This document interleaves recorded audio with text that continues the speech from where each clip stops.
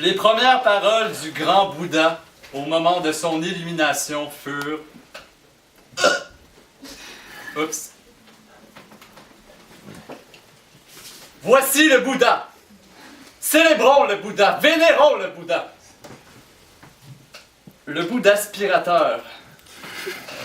Balayez votre esprit, faites le ménage dans votre vie, aspirez à la vérité. Nous sommes poussière et nous retournerons poussière.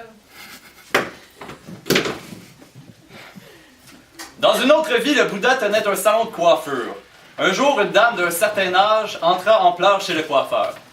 Le Bouddha, plein de compassion, regarda la dame et lui demanda « Mais que se passe-t-il, chère dame? Pourquoi tant de sanglots? »« C'est affreux, Bouddha, mais regardez ma tête!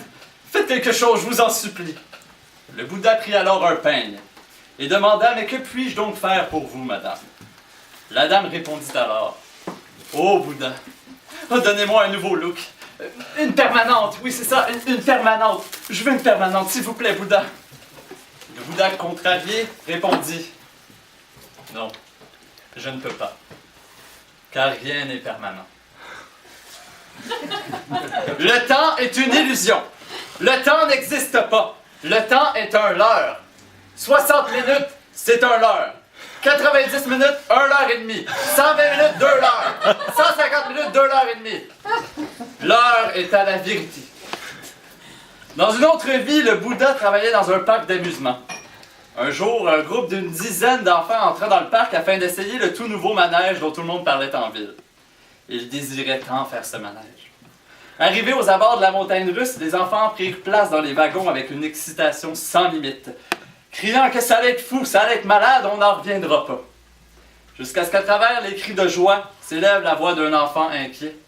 « Bouddha, mais où sont les ceintures? » Le Bouddha sourit.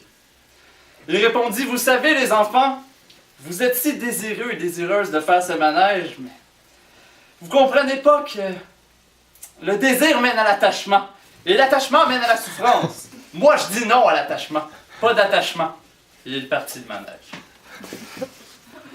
N'ayez pas peur, dit Bouddha. N'ayez pas peur, dit Bouddha. N'ayez pas peur, dit Bouddha. Le Bouddha est si grand qu'il se trouve même dans les toutes petites choses, comme dans ce petit bouddhaille. Dans une autre vie encore, le Bouddha était pilote d'avion.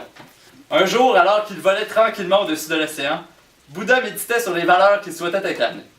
Comme première valeur fondamentale, Bouddha choisit « Je ne tuerai point ». Il se dit à ce moment qu'il était un bon pilote et qu'il allait mener à bon port la centaine de passagers et de passagères à bord de l'avion ce jour-là. Contemplatif, il regardait les vagues sous l'avion. L'étendue et la profondeur de l'océan l'émerveillaient. Quelque temps après, il trouva sa deuxième valeur fondamentale. Il se dit « Oui, premièrement, je ne tuerai point. Deuxièmement, je ne volerai point. » Dans les circonstances, inutile de mentionner que pour le pilote d'avion, ce fut un choix extrêmement angoissant. Rappelez-vous que le Bouddha donne le sein pour avoir du lait de maternité. Le Bouddha est un saint qui vit pour l'éternité.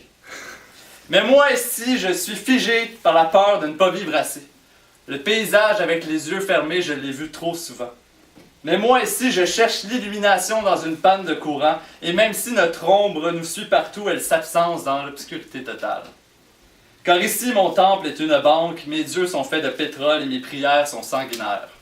L'éternité, dans une autre vie peut-être.